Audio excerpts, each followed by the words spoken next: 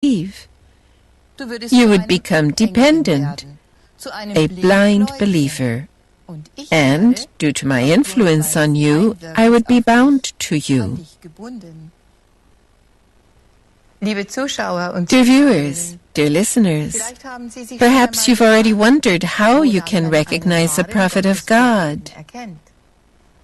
One feature is that he does not make a great stir about his own person, but always places God in the center of his actions. We experience this in Gabriela's answer. She says, God is freedom. He will not preside over any church institution because those responsible in the mainstream churches, the same as state churches, do not draw from the eternal source, but from the murky pool of their theories about God. Anyone who binds people to himself, also by making them afraid, for example, of the spiritual death in all eternity, or by instilling in them a blind belief without a just deed in their belief, and for this even demands money, like, for example, church taxes or tithes, for instance, does not have the free spirit God at his side. He has driven him out of the churches. There are enough blind believers. The world and the state it's in is the revelation of the blind believers. Dear conversation partner, says Gabriela, remember that you are a free human being. Stay free. If you want to draw closer to the eternal source in you, then pay attention to your character. If you would like to, begin with the following valuable spiritual principles, guiding words of life, which are given to us from the eternal source. They are rules for life that make us a valuable human being of good character, of course, only when we apply what the eternal source advises us. Do to others as you would have them do to you. Or, do not do to another what you do not want to have done to you. Or, why do you see the splinter in your brother's eye, but do not notice the beam in your own eye? Anyone who keeps to these will, spoken symbolically, become a spiritual wellspring and immerse in the eternal source of life. Then he will also understand the commandments of the All-One and the Sermon on the Mount of Jesus. These rules for life, which Gabriela entrusts to Kurt, were given by Jesus of Nazareth already 2,000 years ago to the people of his time in the Sermon on the Mount, and, as Gabriela explains, are still today the key for a deeper understanding of life. It's working in Kurt. Since I've had these conversations with you, I think and think and think. There is much that I have not yet understood. To comprehend what you have said requires goodwill, and I have that. Gabriela responds to Kurt and asks him the following question. What do you think about a person who thinks differently than you?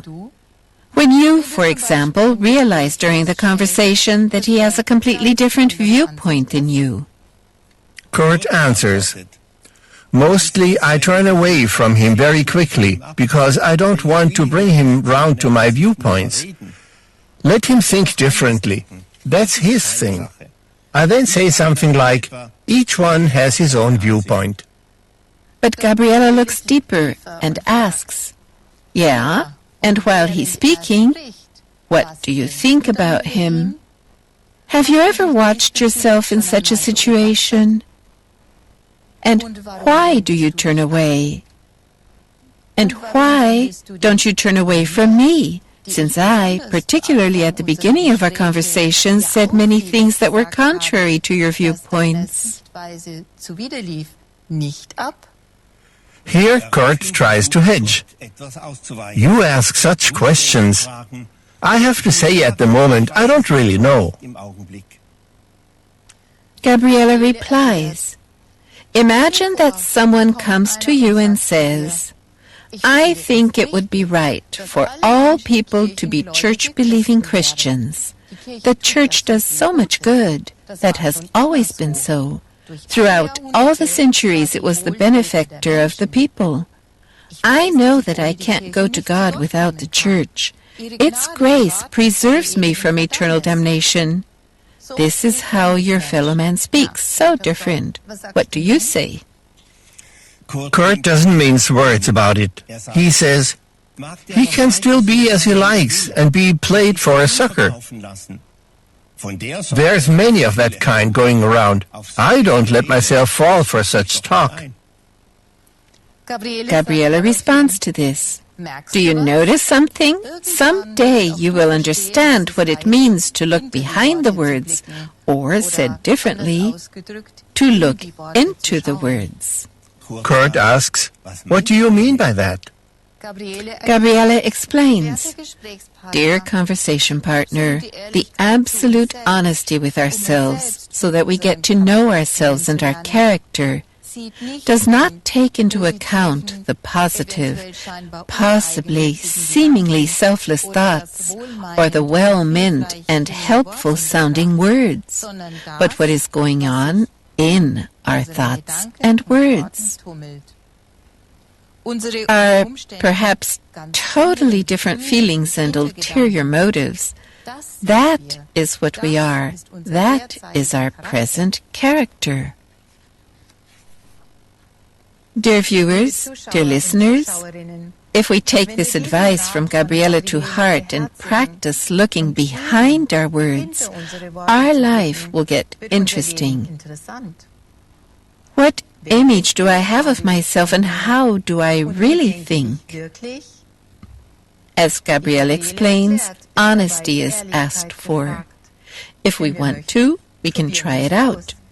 We'll get to know new sides of ourselves, which are not always agreeable, but will help us progress in self-recognition. And as we know, self-recognition is the first step toward improvement. Kurt wants to know it exactly and asks, you want to say that I don't know myself? Gabriela's answer, most people don't know themselves. Many act very obliging and friendly, or very dignified and complacent, and often don't notice at all that falsity speaks from your face, as it were.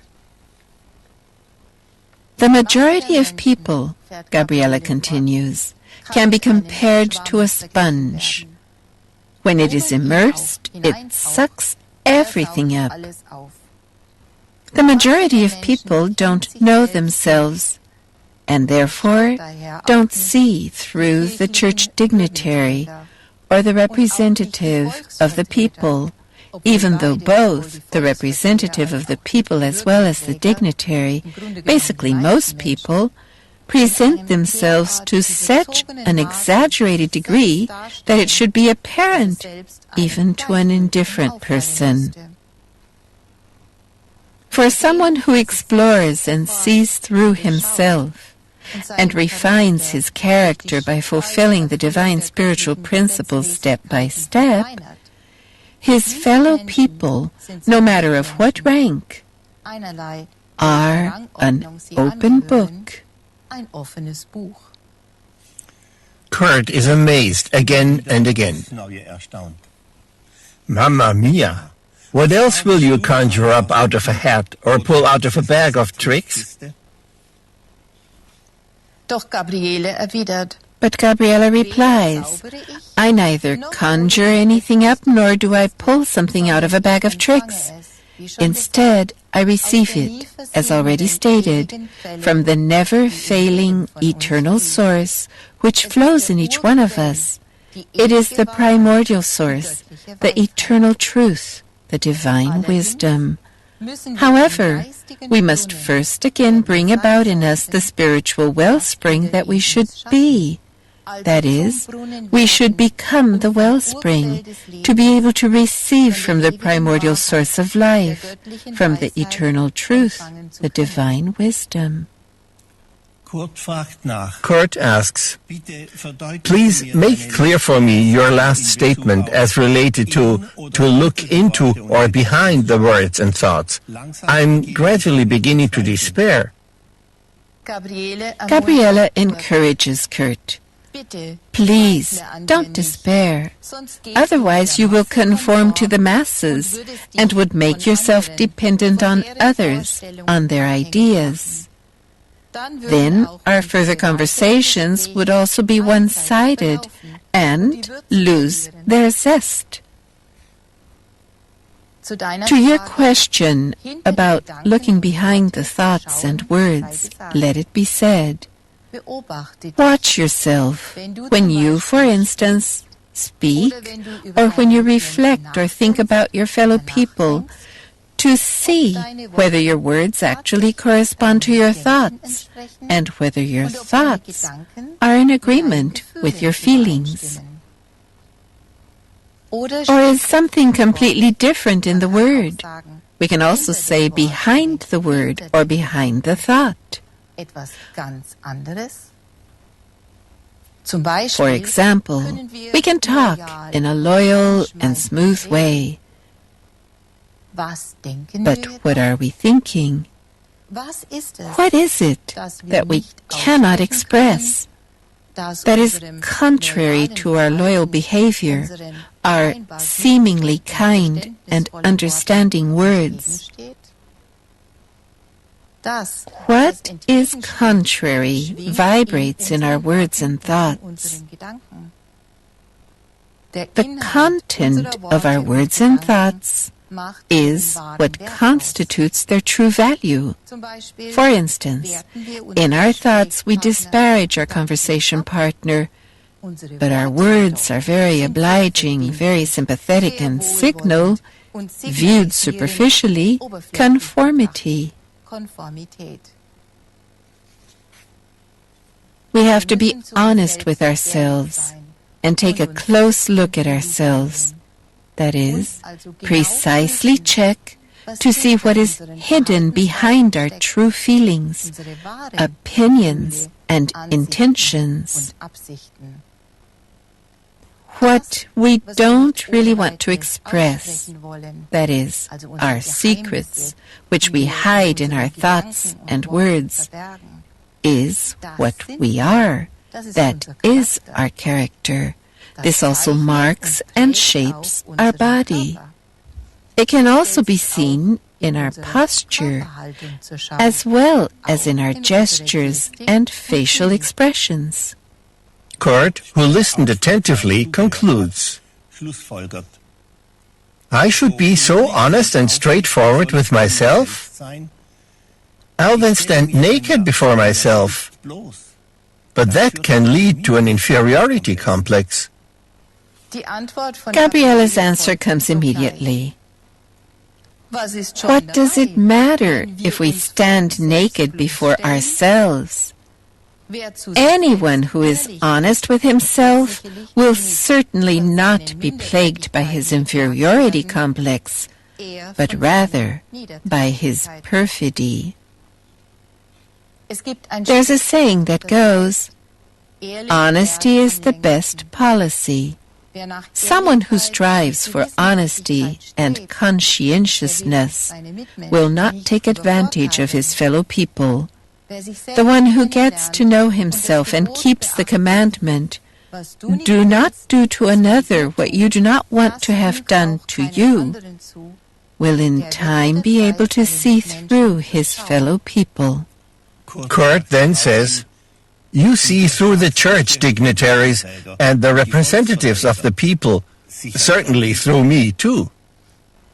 I, the human being, answers Gabriele, do not have the sight for this, but the primordial source lets me see.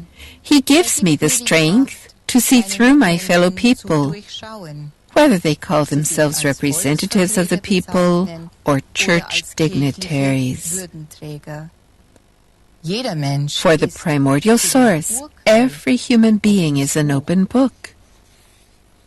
A person who has recognized himself, who, with the great Spirit who is in everyone, has repented and cleared up his own falsity and perfidy, who no longer thinks, says, and does the same and similar things, will no longer condemn and judge. In his fellow people, he feels the eternal Spirit, the source of all strength, which is also effective in him. The result is that the eternal primordial source then opens the person's inner eye, which then sees through the physical eye and allows him to see people as they truly are. Apparently, Kurt has already begun to observe himself and his thoughts, and very honestly describes to Gabriele what he is now experiencing on himself. But I notice how I now hesitate to express my thoughts on this as defiantly as usual. When I ask myself why it's like this, the, for me, devastating balance regarding what we could call my first tentative steps on the path of self-recognition made me very concerned and a bit unsure. In your view, is it at all in order when I make my critical remarks about politicians, about the churches and their representatives and the like? Do I perhaps have to be good and quiet because I myself, as just became obvious, still have some hidden defects? Do I have to now change myself in the direction of a pussyfooter, a moral coward, perhaps even a yes man? Dear viewers, dear listeners, as Gabriela explains, it's just the opposite.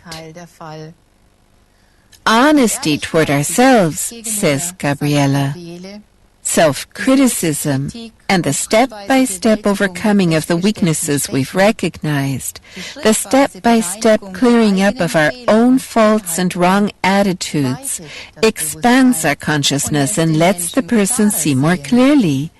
It also makes our eyes keener for things that need to be changed in our surroundings and for what we can contribute so that it can change, that is, get better.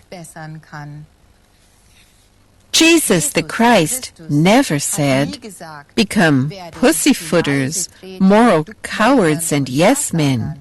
He himself was a spiritual revolutionary, a spiritual rebel, who called by name and pilloried many things that were not in order in the society of that time.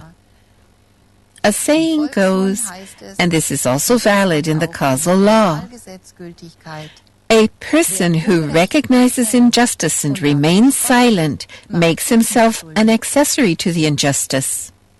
Dear viewers, dear listeners, we see that it's worth it to become more familiar with the spiritual revolutionary teachings of Jesus of Nazareth. Let's simply take the Sermon on the Mount in hand. We will discover still much, much more about what it means to put the love for God and neighbor in practice in our daily life. And at that, totally without ceremonies, priests, ritual acts, or other phenomena of external religions, just as Jesus of Nazareth taught 2,000 years ago, and Christ himself, the free Spirit, teaches again in our time through Gabriele, his prophetess and emissary. We've now reached the end of our reading of the pamphlet, The Atheist, a Friend of the Prophet, and wish you many valuable experiences and all the best. Greetings in God and goodbye.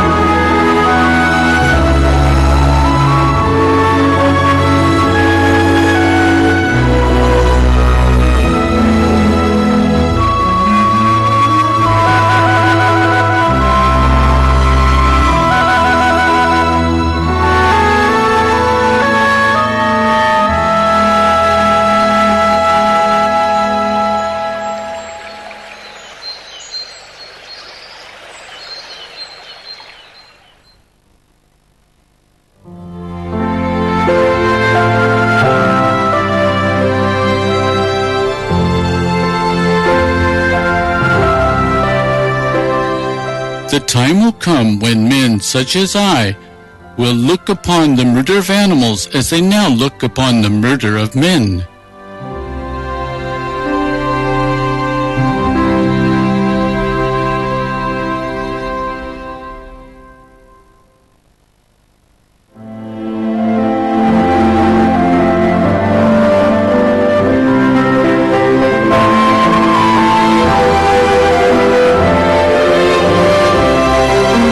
Whatever a person does to animals, the same will be paid back to him in kind.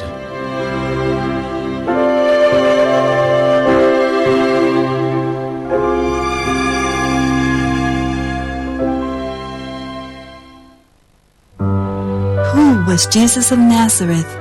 What was his childhood and youth like?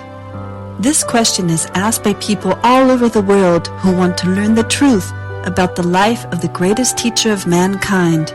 Followers of the Nazarene report authentically about the life of Jesus of Nazareth, free of the interpretations and falsifications of church historians. Their sources are Christ's revelations given through Gabriela, his prophetess and emissary in our time. Who can better describe the life on earth of Jesus of Nazareth than Christ himself? He talks about his parents, Mary and Joseph, about his spiritual struggles, about his love for the animals, and the beginning of his teaching years. Who was Jesus of Nazareth, his childhood and youth? His descriptions reach our hearts, and his life is a symbol for mankind.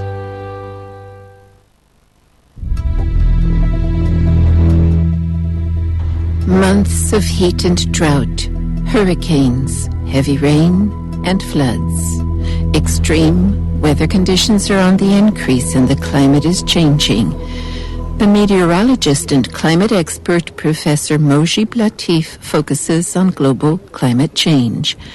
At Geomar in Kiel, Germany, he researches the natural climate fluctuations of the planet as well as the man-made global warming. What do we know about our climate? How will it change? And are we aware of the consequences? The climate expert has his own picture. And it's that we are driving through the fog at top speed and don't know whether there's a traffic jam somewhere or not.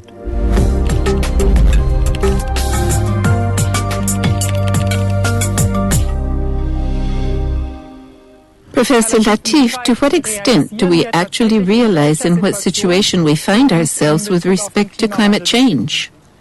Well, at the moment, we have enormous attention focused on the subject of climate change, but this attention will also disappear again very quickly the moment when it's getting colder again, and we also have a certain decoupling of cause and effect, which means that if we do something today, we will not feel the effects until a few years from now.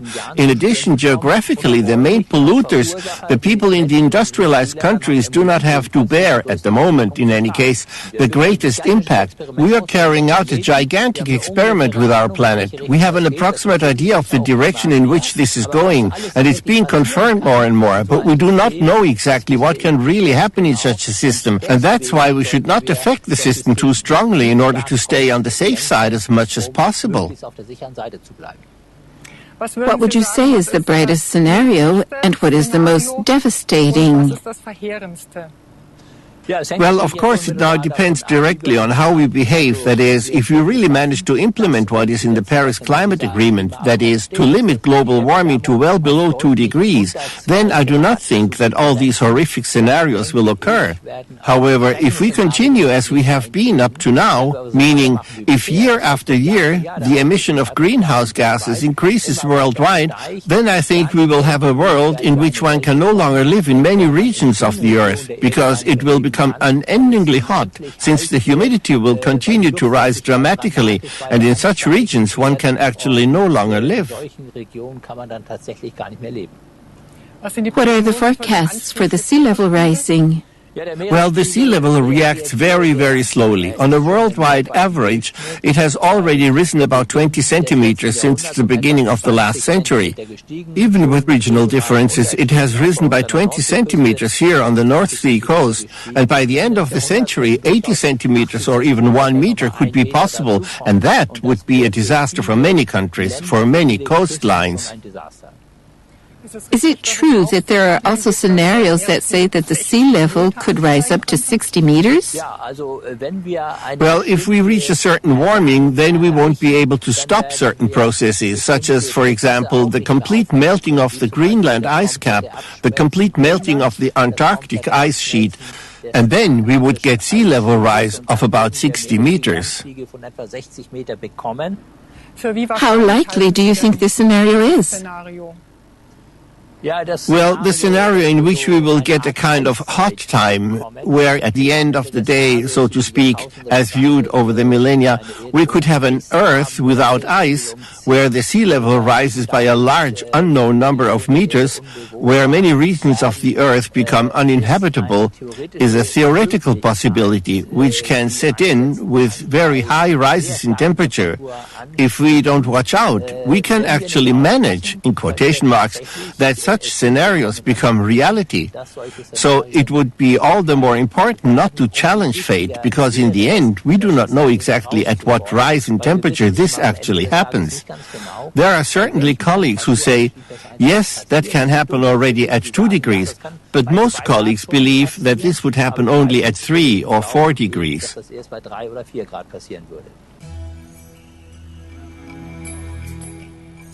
Around 25 million people are already fleeing the consequences of climate change, which means that there are around 3 times more climate refugees than those displaced by war and political persecution. The global temperature has risen by about 1 degree since the beginning of the industrial age, and it continues to rise.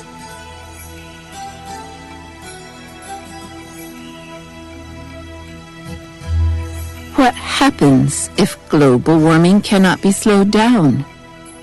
According to climate scientists, it becomes critical when the temperature rises by 2 degrees. Then, the so-called tipping effect can occur. That is, if one domino in the entire system tips over, others are carried along. Yes, there are certain processes that start beginning with certain temperature increases. One of these processes is, for example, the thawing of the permafrost. We can see already today in one region that this begins gradually, and then, for example, large amount of methane gases would escape into the atmosphere. And methane is an effective greenhouse gas which would further increase global warming. This could, for example, then lead to a further increase in dryness in the Amazon rainforest, and ultimately the Amazon rainforest could actually disappear, that is, die off, as a result of climate change, which would cause even more amounts of CO2 to be released into the atmosphere. Thus, the system could continue to escalate, but we hope that all these processes will not start up if we really adhere to the Paris Climate Agreement, that is, if global warming is limited to well below 2 degrees. Do you think that we'll manage a 2-degree limit? Or what are we heading for, in your opinion? Well, 2 hearts are beating in my chest, I must honestly say that. On the one hand, I see the figures as they are, and I cannot see that there is such a thing as climate protection. Since the beginning of the international negotiations in the 1990s, the worldwide CO2 emissions have exploded. They have increased by 60% despite all the climate conferences we've had so far. In Paris, in 2015, we had the 21st World Climate Conference. On the other hand, I also see that things have happened again and again in the past that nobody had predicted. I'm thinking, for example, of the German reunification, which was not at all brought about by politicians, but by people, which means that if there is pressure from below, then you can move big things. We can see this in Germany's nuclear phase-out. Why do politicians find it so difficult, or so it seems, to take appropriate measures? Well, I do think that one of the problems is that there is too much closeness between business associations and politics, which can be seen, for example, in the fact that after their term of office, many top politicians then switch to working for lobbies. For example, in the energy industry, the transport and automobile industries, or even in the agricultural sector. And that is, of course, an unhealthy cooperation, because no one can tell tell me that the companies are doing this for reasons that are not meant to put through their own interests, as it were.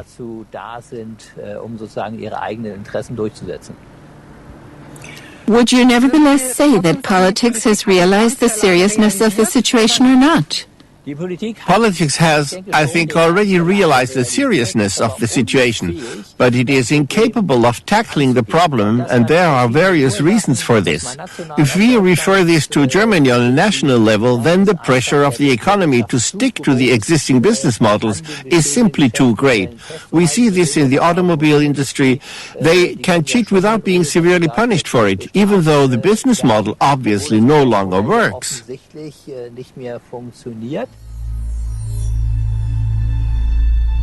According to climate researchers, if the 2-degree mark were to be achieved, the release of CO2 into the atmosphere would have to be stopped completely within a very short time.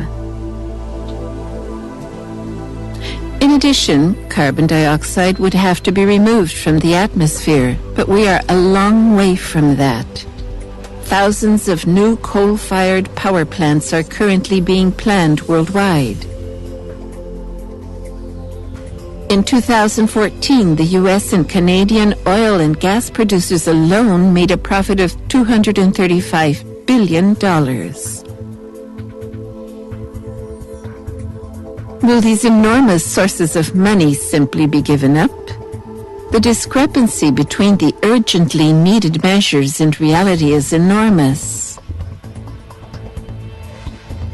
Where are we going to end up? Is it possible to limit global warming as quickly as is necessary to prevent the worst? Or are we plainly and simply too late? In a way, we are already too late, because we are already seeing the effects and we already have to apply enormous financial resources to pay for the damage. In Germany, for example, 2018 will even be the year with the biggest climate-related damage. We are talking here about amounts in the billions. Then there is also the rise in sea level, which many countries are already suffering from. And these are not only the low-lying islands in the Indian Ocean, in the Pacific Ocean, but also, for example, in such a metropolis as Miami, which already has to spend unbelievable sums today to control the rise in sea level. Climate change will, of course, have an extreme impact on many regions in terms of living conditions, and that will not only trigger migration. It will, of course, also trigger frustration, dissatisfaction, and, in the end, it will also affect the world economy. As the former chief economist of the World Bank, Nicholas Stern, pointed out to us in his report on the economics of climate change, that climate change can lead to a global recession, and if we take all these things into account, then we simply have to say that climate change alone can really put the world out of joint. And that will, of course, also be reflected in the security situation on this planet. And that is precisely why the Pentagon says that climate change is one of the greatest challenges of our time, and that the threat of climate change should be considered higher than that of international terrorism.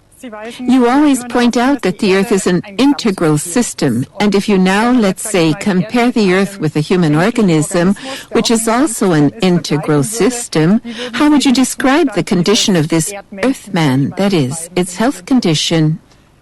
Well, the analogy is obvious. With climate change, we are primarily talking about global warming, that is, about the rise in temperature, which can be measured just as we humans can measure fever. I would say that presently we are in the range of an elevated temperature of the Earth.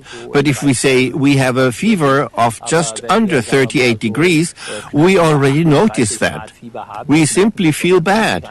There are certain symptoms like sore throat and so on, depending on the basic illness, and we also see this with climate change.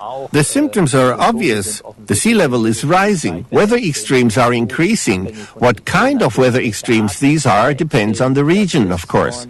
And we now have to initiate a therapy, a treatment, and this treatment simply means that we have to drastically reduce the emissions of greenhouse gases worldwide. If we do nothing at all, we will drive the planet Earth against the wall.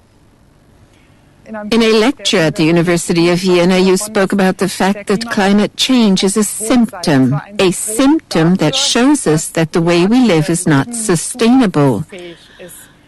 How would you describe this way of life? Well, already back in 1972, the Club of Rome pointed out the limits of growth, and we have actually reached those limits. This manifests itself in various symptoms, and here climate change is one of the symptoms, but also the loss of species on this planet, for example, is another symptom. Overfishing is another symptom, or the destruction of the forests. So there are many, many symptoms. I would even go so far as to say that the increasing injustice on this planet is also a symptom. Or, for example, the increase in temporary work or fixed-term contracts, where nobody knows how long their job will last.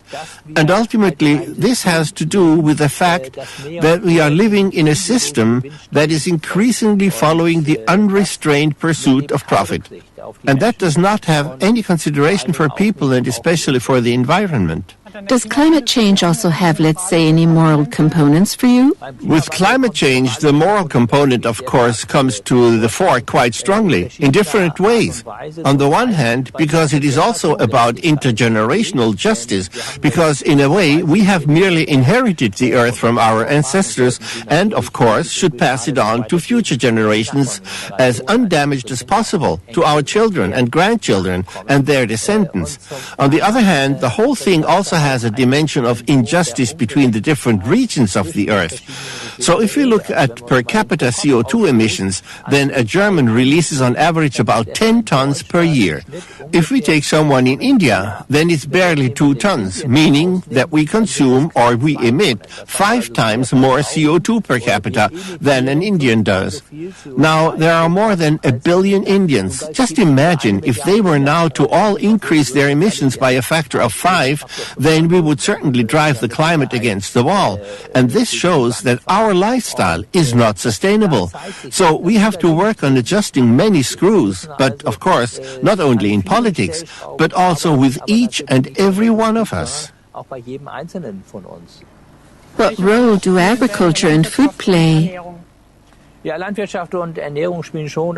agriculture and food play quite a big role. We could, if we consider it worldwide, satisfy many more people's hunger with the same amount of resources, and so we could fight hunger in this world better if we didn't have such an enormous meat consumption, but would eat as vegetarians much more, as it used to be the case earlier in many countries. Only now they adopt the Western behavior patterns, and that is very, very unhealthy.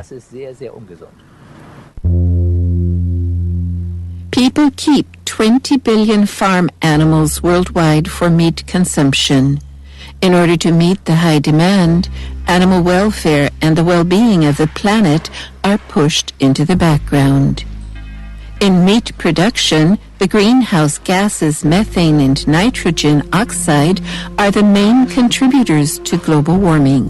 Methane, which is 25 times more powerful than carbon dioxide, is produced in the digestive tract of cattle.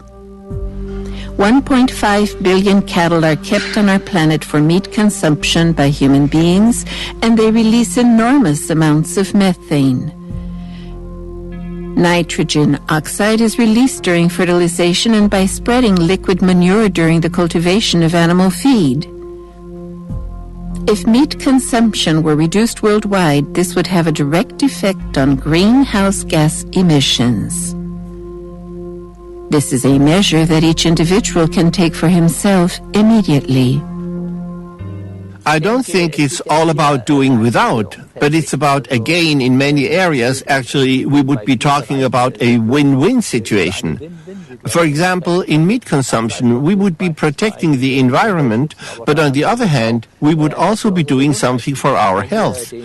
If we consider the traffic of cars, then we would, on the one hand, reduce emissions of pollutants, and on the other hand, we would also have better air quality, which would also benefit us. And this is why I believe we have to communicate the advantages much more, and not always the disadvantages, which actually are not disadvantages at all. You once quoted Albert Einstein, who said that you cannot solve a problem with the same kind of thinking that caused the problem. What kind of thinking is it that underlies how we have gotten the planet into such a terrible state, as it were? Well, the way of thinking we have to get rid of is done by simply admitting that we cannot fix everything as human beings. This way of thinking still prevails. Well, if the climate warms up more and more, then something or other will occur to us so that we can do something about it. And such abstruse ideas are being discussed, for example, to introduce sulfur substances into the atmosphere or mirrors in space. All these ideas, we have to discard that. We have only this one Earth, and if we really damage this Earth so badly that the living conditions deteriorate dramatically, then we won't be able to fix it anymore. We human beings cannot do everything. This is the arrogance in us that we really believe we can fix everything. But it's actually the case that nature dominates us, and in the end, nature will actually triumph, in whatever form. However, we human beings will then disappear from this planet. And I don't think we've realized that we are just a little cog in the whole system here, and the whole system can do very well without us, but we can't do without the rest of the system. I'm very grateful for this conversation. Thank you, Professor Latif. Gladly.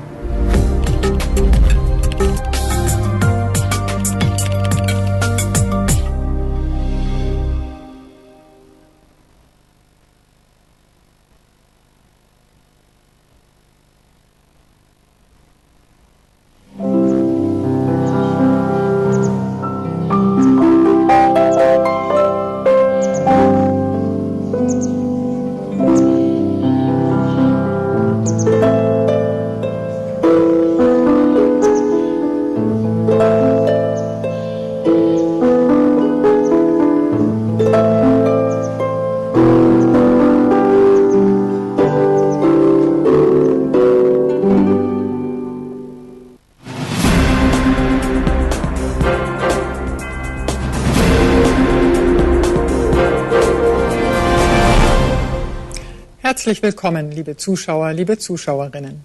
Dear viewers, dear listeners, welcome. Weather extremes, natural disasters, and heat records just keep on coming. We're in the midst of the climate change. Meanwhile, global warming has risen 1.3 degrees centigrade as compared to the pre-industrial level.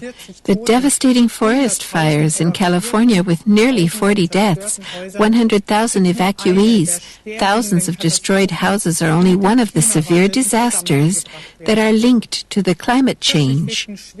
Strong storms have swept over northern Germany, and in recent months there were devastating hurricanes, typhoons, floods, heat waves, long-lasting droughts, rockfalls as a result of the thawing permafrost, etc., etc. What disasters will break in over this earth when global warming has reached 2 degrees? Die Destabilisierung des Klimas In the long run, the destabilization of the climate is also destabilizing our society. The consequences of global warming lead to considerable economic damages. They also damage people's health, intensify the causes of migration, and jeopardize the developmental perspectives for the poorest of the world. At the end of September, the International Monetary Fund documented the effects of climate change with concrete figures. They indicate that the world needs to be remapped. The IMF expressed the concern that due to the climate change, a mass migration is looming. The rising ocean levels could, for instance, trigger significant migratory movements across national borders. Hundreds of millions of people would be forced to leave their homeland. The economies hardest hit by climate change shelter 60% of the world's population. And already at present, 40% of people in low-income countries suffer every year from floods, droughts, or storms. The fact is that our planet Earth is already in the midst of the climate disaster, with steeply rising damage records. It is widely agreed that an active limitation of global warming is necessary, and regular international climate summits and climate agreements give the impression that politicians are working intensely for climate protection. When before the federal election in Germany, Angela Merkel was addressed concerning compliance with the climate target agreed to in Paris, she reiterated, for example, "We will find ways to meet our 40% goal by 2020. I promise you that."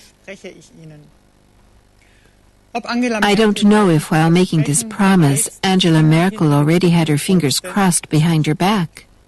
In any case, several weeks later, it became public knowledge that according to internal calculations of the Federal Ministry for the Environment, a significant gap exists before reaching the climate protection goal.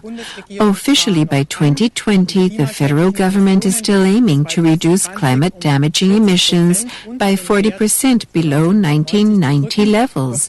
But without readjustment, by 2020, we can expect at best a reduction of 32.5%.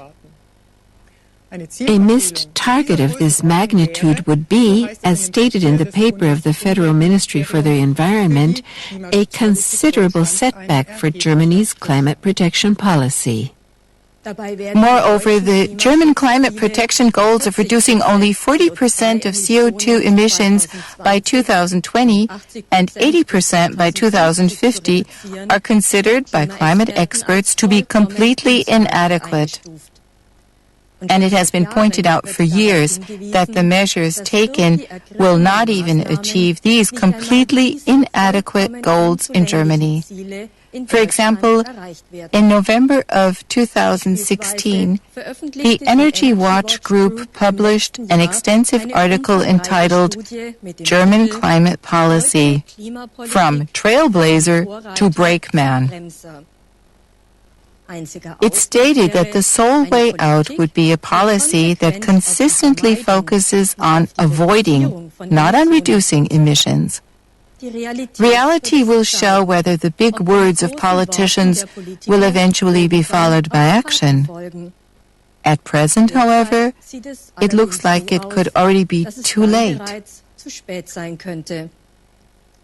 Johann Wolfgang von Goethe already wrote, "That's enough words for the moment.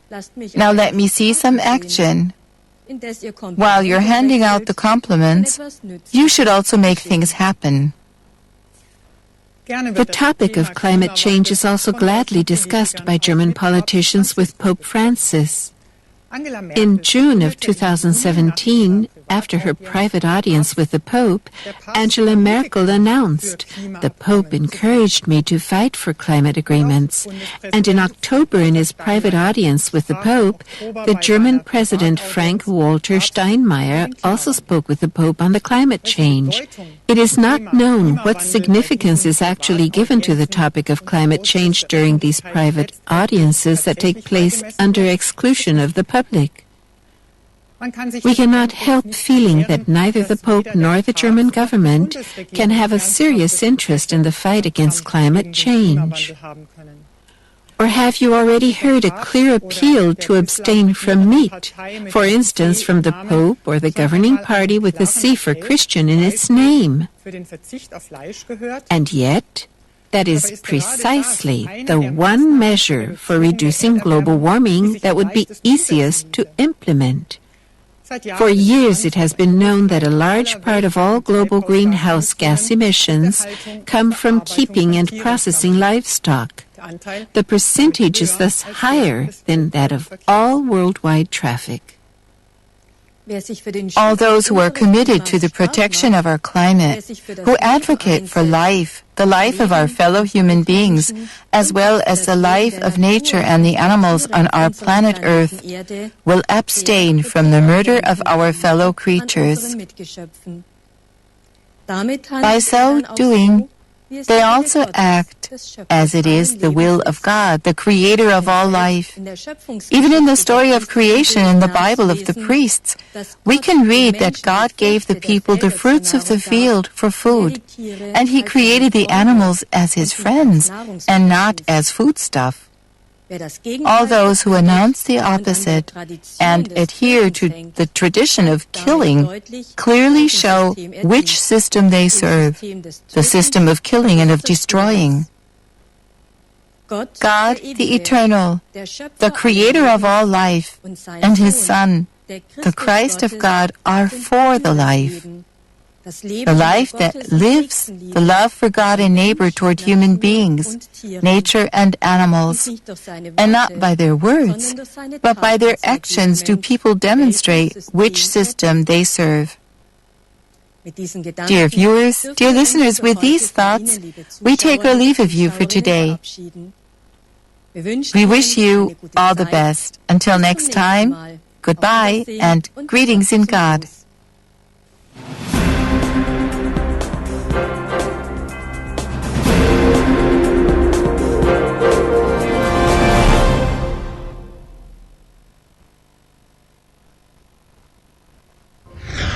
The animal-friendly cookbook, the Vegetarian Folks Cookbook.